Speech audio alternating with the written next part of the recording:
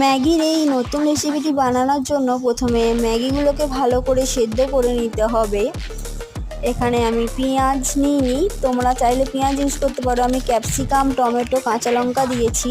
Maggi সেদ্ধ হয়ে গেলে এতে কর্নফ্লাওয়ার ও ম্যাগি মশলা দিয়ে ভালো করে মেখে নিয়ে ছোট ছোট বলের আকারে গড়ে তেলে ভালো করে ভেজে নিতে হবে।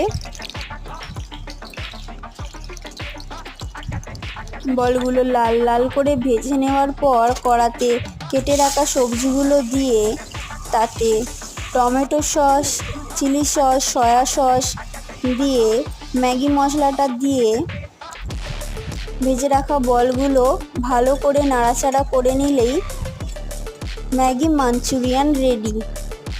এই রেসিপিটি তোমরা বাড়িতে বানাও এবং কেমন লাগলো আমাকে অবশ্যই কমেন্টে জানিও। Thank you.